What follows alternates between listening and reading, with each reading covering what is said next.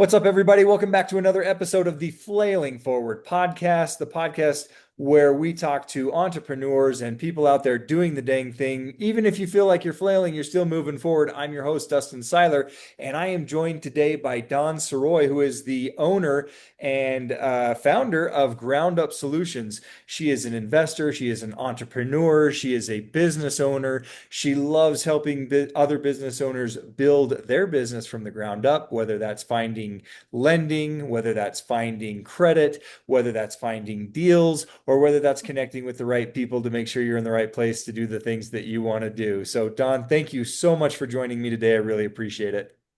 Thank you so much. This is great to be here, and thanks for the introduction. Yeah, absolutely. Well, you've got a killer story and a great journey that you've been on. For those of you that are listening out there, Don and I share something in that we both have a background in healthcare. I currently still work in healthcare, as most people know, but Don, you started off in healthcare as well, working at nursing homes and stuff, right? And health issues actually is what led to your investment journey. Absolutely. Yeah, I saw the need for people who didn't necessarily need to be in a nursing home, but had nowhere else to go. So finding that transition of affordable living is really my passion. Sure. Yeah. And it was, you were mentioning that it was, you were working at the nursing home and you had foot surgery, right? And that was kind of where your whole investment journey sort of began when you were laid up with a medical problem while working in medicine. Yes. Yeah, it was around COVID, and I had to take some time off of my foot, and I happened to be, in the car with my fiance, and he mentioned he wanted a string of Airbnbs, and of course the phone's always listening, and so I saw an ad Uh-huh. and joined the master class and started my journey. Yeah. Yeah. What master class was it? Do you remember? It's actually a organization that I'm still belong to. Uh-huh. It's REAM, Women's Okay. Real Estate Investors Network. Awesome. Yeah, I think I know a few people that belong to Yeah, that. Yeah, that's great. So you joined up, they got you with the intro offer on the 17 of bucks. course. Yeah. Got you interested, got you hooked, as any good salesperson will do. And then you ended up with just owning all the Airbnbs in Rhode Island, right? No, I don't have Airbnbs. I have no Airbnbs. Um, So when I did decide to join, I was learning all the things and networking and just, paying attention to the market, I realized Airbnbs were kind of dying out. So, especially around COVID, I mean, people weren't going on vacation, going to other people's houses, renting them out. So, I kind of had to pivot, which was, fine. That's what we do. Real estate, there's so many different niches out there that you can Yeah. choose from. So, Yep. um, I did decide to quit my job. My fiance, amazing, amazing man, was like, quit your job, do this full time, and I'll take care of the bills for a little bit. Yeah. So was very, very blessed in that way. Not many people have that opportunity. Uh-huh. And so I said, okay, you might regret that, but we'll see. We'll give it a go. There you go. And I just networked my butt off. And I tried wholesaling. That was not my thing. Mm-hmm. So that's okay, right? There's like 20 plus other things that you can do in real estate. So I networked and found a good wholesaler, Uh-huh. had a property, great deal. The numbers were, as Reem teaches, the golden rule, 70 cents Yep. minus repairs, right? Yep. Get that good ARV. That's it. And so, I purchased my first flip, and well, that didn't go so well, but I ended up purchasing a second flip, which did go a little better. Once those were, I mean, anything you could think of that could go bad on the first one, of course, did, which I'm okay with because, that's how you learn, is Yeah. going through hard times, not always the good things. Yep. And so once I sold those two and was very fortunate, I paid back my private money lenders, and I said, what did I do well and what did I do not so well, Mhm. And I actually raised capital for myself, like brand new investor, was able to Yeah. do that. Um, And I also had to figure out, well, what am I going to do now? Because the first one went bad. I made about $11 and change. But I was still left in about $15,000 in credit card debt. Yep. The second one, that one helped, but I really thought like I'm a brand new entrepreneur, was always a W-9 worker. I didn't know Mhm. anything. And so luckily I came across business credit and I really dove into that because I was kind of having that issue in my personal credit because I used it for my business. Right. So how do I get out of this situation? And just learning all of that, it's really been a lot of fun. Actually, I really love it. I Yeah. really love to educate people because we don't learn this in school. We don't learn what's a good credit score and what's behind that 800 credit score. There's a lot of layers to it. And so once I really learned that, I started actually helping other women that were in the community, which was amazing because they started getting money in their business. And of course, they knew, like, and trusted me and Hmm. was like, where can I put this money? So Yeah. they were starting to become my private money lenders, Oh, that's awesome. Yeah. which was amazing. And so we would joint venture on a lot of opportunities. We ended up, not last year, the year before, I ended up joint venturing on like 24 different opportunities Hmm. because I just knew how to get people money. Right. And so once I got the money, they were like, hey, you want a JV on this? Yes, I do. And so, yeah, it's been a really great journey. I Yeah. have a few long-term rentals, no Airbnbs, but I have some long-term rentals and, Yeah. co-living. And so, yeah, it's been There's a amazing. lot going on there for sure. So yeah, that's a great story and a great journey. Your first flip that you did, you said it was a great learning experience. Obviously, it didn't pan. I mean, you came out with $11, which is great. Some people lose thousands and thousands. Um, but what were some of the things that you learned on that first flip? What went wrong and what did you learn from it? Honestly, I think I probably should have spoke up sooner.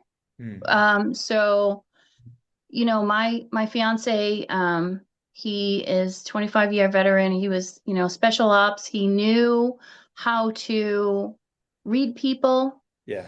He met with her. She had the blinds over him even. So it wasn't that we didn't do our due diligence. It's just she was really good. She knew all the lingo, everything. I think the problem with the project manager was that I think she took on too many projects and Hmm. couldn't focus on mine. Hmm. Um, and so I think had we spoke up sooner and said, okay, we need to um, maybe change this and get maybe different contractors or more contractors in here to kind of speed up the process. Yeah. Um, the time kind of killed the deal because it took Okay. so long. I was making those monthly payments to Yep. my lender. Yep. Um, that ultimately is what kind of killed the deal. Gotcha. Yeah, Yeah.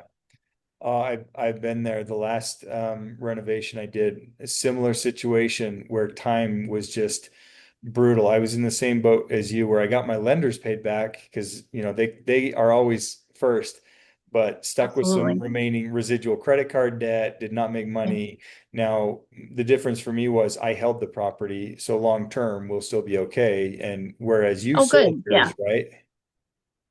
Yeah. We did. Yeah, it was Yeah. my first property. I was like, I just need to get rid of this thing. Yeah. Now, had I really had more experience, it would have actually been an amazing, amazing co-living opportunity. Mm. It Okay. was so in New England, we have these beautiful big colonial houses. Yeah. That was one of them. And it Yo, was 3 levels. It had 5 bedrooms. you had a It had a triple double decker? living room, double dining room. Like it had so much space. And it Yeah. had a basement that actually had I think in New Bedford it was either 7 feet or 8 feet foot ceilings. But I had it. Yeah. because the town actually came, of course, because we got a orange sticker stuck to our window to say, "Stop Sure. what you're doing." And so when they checked it out, I was like, "Hey, while you're here, just quick question." Yeah. And because the basement was finished, um, but could we continue to do what was going on here? It had, it had a bathroom, it had a bar, it had two different rooms. And so they were like, well, the height is correct, Uh-huh. but you got to take the bathroom out because it wasn't Permitted. properly permitted. Yeah. Yeah. So, Oh, so we bummer. just had a lot of space. I really, kick myself for selling that one, but Yeah. Well, living, I mean, that's just another lesson learned, right? Timelines, appropriate project management, speaking up, making sure that, you're in control and speak up earlier rather than later. Great lessons learned. absolutely. Know your asset and what the best use is, right? Now, it sounds like you didn't know about co-living at that time. No, That came later, but did you take any of those lessons you learned from that first flip into your second one? Because it went markedly better, right?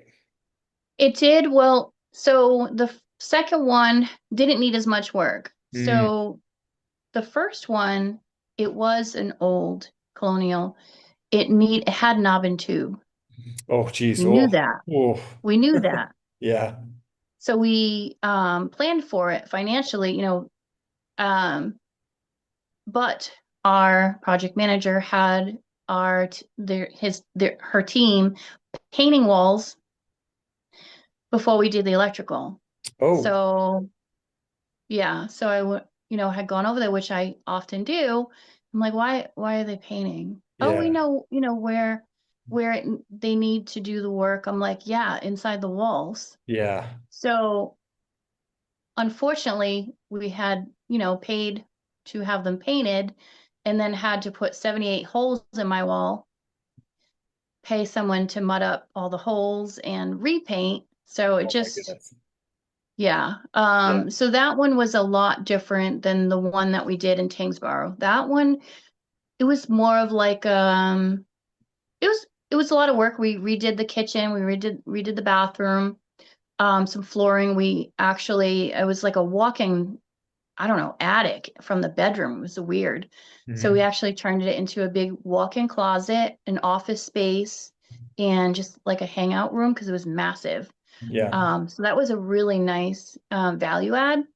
Um, so again, I have two properties going at the same time, right? Mm. So one I'm really bleeding, so I'm like, just get rid of it. And Yeah. the second one, of course, really wanted to keep, but it wasn't a type of property. I mean, it was right on the border of New Hampshire. So we could have used it as an Airbnb, but again, it really wasn't the time for that. Sure. Yeah. So, it was such a beautiful property. It was kind of easy to sell, Gotcha. the landscaping, the land, I think it was like a acre and a half, I think, of land. It was just beautiful. Wow. Okay. So just two completely different Completely properties. different.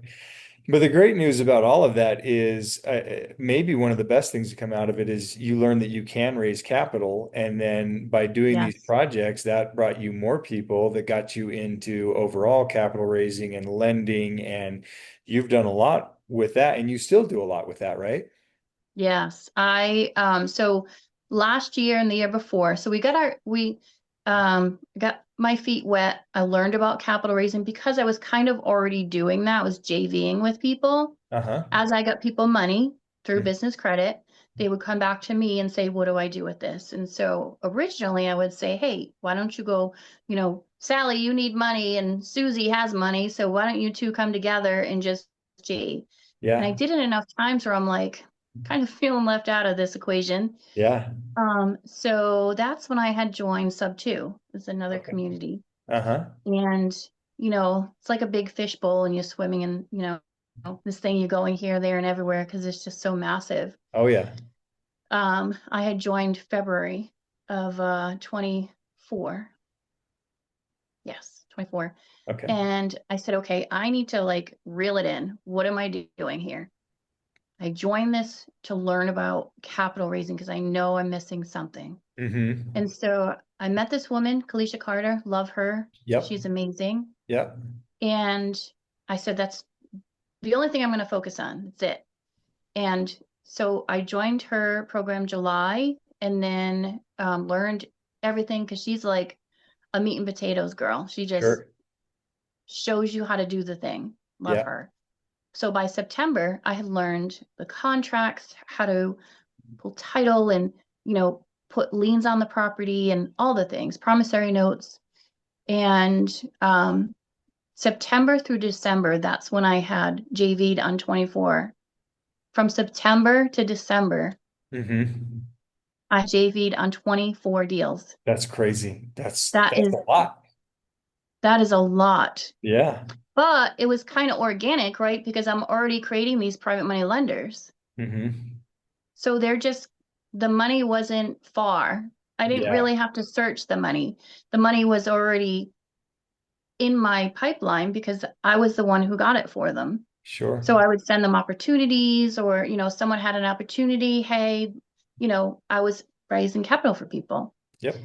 And then, so that was about 1.5 million.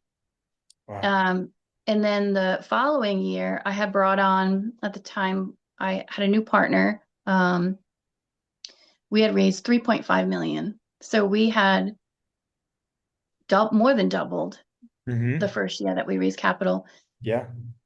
That was my like thing. That was my superpower. Like I loved to network with people and I loved to make those connections and I love raising capital. Right. Um, and so then I had joined Owners Club because I'm like, I just want to focus on kind of getting my own portfolio. I want to get back into real estate, which is where I wanted to a few years ago. Sure.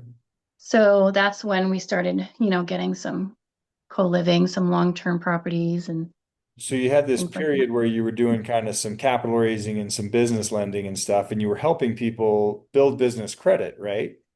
Yeah. Did you go through that journey yourself first, where you were learning how to build your own business credit? Is that how you got into it, or how did you find this Yeah. opportunity to teach others how to build? Because it's convoluted. I know enough to know that it's very difficult to build big lines of business credit. How Yes. did you discover that?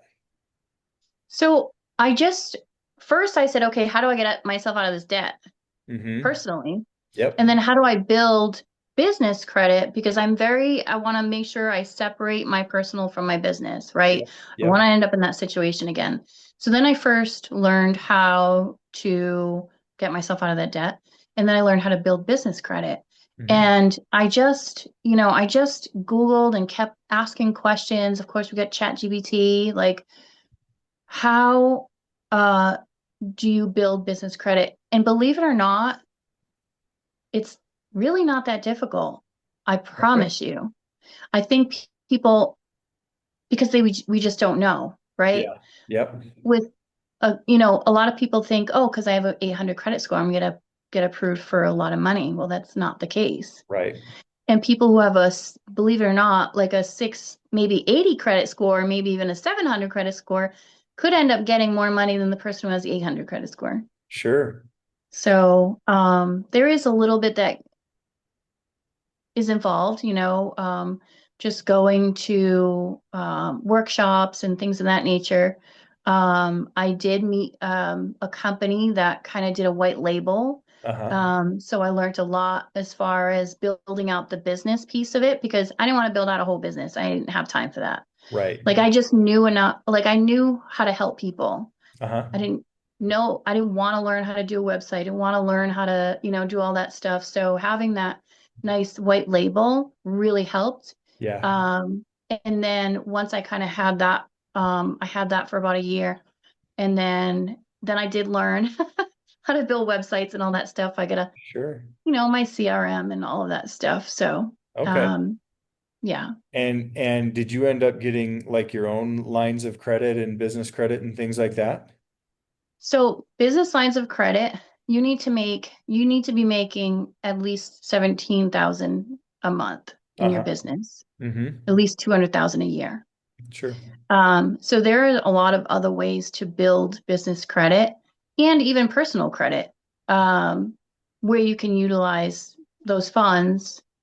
Uh, for example, about 2 weeks ago, I helped this woman that I had known her, but I met up with her again at one of the events from Hmm. Sub 2. Hmm. And she says, well, I don't think I can, I have a lot of credit card debt right now. I don't really think I can qualify for anything. Yeah. I ended up qualifying her for $176,200. Oh my goodness. Okay, where And do she I was in where do debt. I sign up to work with you? Yeah. And she was in debt. And we Yeah. were able to get her out of that debt. Not only, she ended up getting a $50,000 cash loan that went Uh-huh. right into her checking account. Yep. Um, it was 7% interest. So she paid down her credit card debt. Oh my And goodness. then we were able to credit card stack. She had $121,200 in 0% interest credit cards. Yeah. You could do a lot with 0% interest credit cards. Yeah. Yeah. As So, long as they get paid off um, before the interest, the 0% runs out. Yep. right. Yeah, but if you credit card stack and you know what you're doing, or you just know me, I can get you more 0% interest credit cards. You could just transfer those balances into new ones. There you go. That's the secret is know the right people Crazy. that can help you on the journey. Yes. Yeah, I love it. I love that's like something that excites me is getting money for people. Yeah. So, because then they can do more things, then they can buy more properties, they can help more people, they can house more people. So, Yeah. If someone is brand new to business and entrepreneurship and they're looking to build their business credit or get something to start lending, like you were talking about with some of your women in your group, where's the first place that you would recommend they start? I would start, honestly, so I had another a woman, her credit at the moment was too bad for her, for us to help. Hmm. And she needed that money right away. And Yep. so we actually had her daughter, um, do it. So she had a brand new LLC. That's Hmm. the first thing you need to do is just get an LLC. Yeah. Get an LLC. As long as you have at least a 650 credit score, even if you have some debt, we can get you out of that debt and get you 0% interest credit cards. So the first thing is just get that LLC. Even if it's three Yeah. weeks old, you can still Yeah. get business credit. Absolutely. Okay. Um, Dun and Bradstreet, make sure you want to sign up with Dun and Bradstreet. Get a business email, not Hotmail. Yeah. You want a business email. Website is good because they're going to call and they're going to look you up and try to verify you. Yep. EIN. Hmm. Um, and business phone number is helpful. Okay. Um, yeah, and that's it. So there we go. For anybody listening out there, that's where you start. If you need, if you don't know where to go to get an LLC, we'll put a link down in the description, and we'll put obviously Don's contact information as well. Because the next step after getting all that sent up or set up would probably be to reach out to someone like you Yeah. and work with somebody that knows what they're doing and can walk them through. Because a brand new business owner with a 2, 3 week old LLC is probably not going to know the right sites to go to look or how to stack and get the things. So we'll put all that stuff down in the description. But that's a great place to start when you're brand new. And you did that for a while and then decided you had the itch to get back to owning. How, Yeah, I mean, how did ultimately, that go I about? that's what I wanted. Yeah. So, we had raised capital, we were doing well, and I said, well, I want to shift gears. I still want to help people with business credit. I still want a capital raise, but I want a capital raise for our deals now. And Yeah. so, um, one of the properties that I actually own was from a private money lending JV Uh-huh. that I had done. Uh-huh. Um, I was fortunate the way that I structured it was, she needed the loan for 6 months. And Hmm. if she did not sell and perform on that note, that the private money lenders had the opportunity to take it over. Yep. And so sh we had to let her, she's like, well, I'm almost done. We did let her go 9 months. Um, she was like, I can't. Yeah. And it was such a great deal, Yeah. that I ended up just taking it over. My partner and I, we just took it over and bought it. Uh-huh. Well, we took it over, we finished it. It was about $19,000. Yeah. Um, Ended up getting a loan. I was for 19,000 with business credit. So I didn't Okay. use any of my money. Yeah. And we refinanced, we purchased it and refinanced it, Yeah. and got my money back. And now we're renting it long term. There you go. So And is this one of your co-living properties? no, that's a long term. Okay, it's a long-term rental. And yeah, fantastic. I have one of those actually that I had to take over from a lending deal that went sideways. So always, always, always, guys, lend to own. If you're going to do a lending deal, make sure that it's a property that you would be okay owning and having to dispo on the back end. So That's it. Yeah, yeah, absolutely. yeah. Great Um, advice. but long term is, I mean, traditional long term, single family long term is not your current focus. You're helping Not at some all. really great populations that need the help, right? Yeah. And Yeah. in co-living. So we did long term because at the time it wasn't really in our we hadn't really heard about it. Hmm. So then we started hearing about it, and we realized that there of course was always a big need, but Yeah, um, now there was the opportunity. yeah. And so my dad actually, he passed away going on 5 years this year, and my mom was now, the only thing she's ever known was her family, Hmm. work and family. So Yep. when my dad had passed, I had retired her, told her she was done working, Yeah, and but that also left her home alone. And so I really felt the opportunity was there. She was in a home that I had owned for many, many years. My fiance and I bought a home of our own. So yep. she was in a 3 bedroom house by herself. So I saw the opportunity. Hey, let's start the co-living and, get that model down, get the Yeah, systems in place. And so that way I can kind of repeat the model in different states, yep. because I'm in Rhode Island and it's not really landlord friendly state at all. Yeah, Um, but it was here and it was my family. And so I wanted to kind of get that systems down yeah. till I started going to like Georgia and, you know, Alabama and all the other different states. But so yeah, it's been such an amazing journey to be able to help people, especially when it's close to home. Right. But now, yeah, we're focusing on, so my fiance is 25-year veteran, and my dad was a veteran. I took care of a lot of veterans in the nursing home, and so they're very dear to my heart. And so I wanted to do affordable living for veterans and for women 55 and older. Yeah. And that's such a great thing. There's such a need out there for that's wonderful to help out, especially these veterans who've given so much. And then, Absolutely. women 55 or older, they're all somebody's parent, and they need sometimes. And you and I both know I think we've both seen this with our work history. There are those women 55 plus up to, 70s, 80s that are spry and Oh, yeah. they're not ready to hang it up and go into the nursing home. They want to They're still not live even independently. close. No, not Yeah. even close. Yeah. They want us to live independently, but they would love to have a society, a social group around them, friends around them. I mean, what a great opportunity you're providing. Yeah. Yeah. Yeah. So they cook together. Yeah. They go out together sometimes.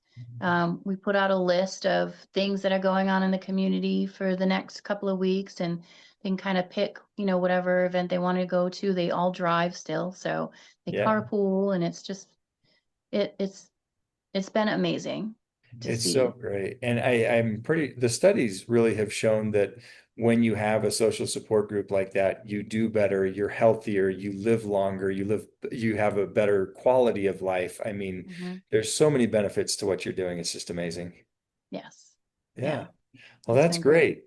So, what words of advice, this whole journey that you've had from broken foot, starting off thinking you're going to get into Airbnbs, to helping people build all this business credit, to now helping these populations that are so great find, social support and great living situations. Over all of that, what are one or two really important lessons that you've learned that you would share, things that those coming up behind you should watch out for or should do to get to where you are? Well, it's not going to be easy, so don't give up. Because had I given up after my first flip, I would have gone back to my W-2 and yeah, I would have been with my residents. Maybe I would have done something different. I don't know, but it was a W-2. I have the freedom. I can pick my own hours. I get to help people. Don't give up, just and stay consistent. Um, you have to do something, at least they say what, for 90 days before anything becomes a habit. Yep. So stay consistent, stick with it. And if there's someone that can help you get through the learning curve quicker, do it. Hmm. Oh yeah. Um, they always say it's not what you know, it's who you know. And that's Yep. so true. That has really helped me in a lot of different ways because you can't learn everything. Yeah. Um, so stay consistent and uh, Uh, find people who know more than you to level you up yeah.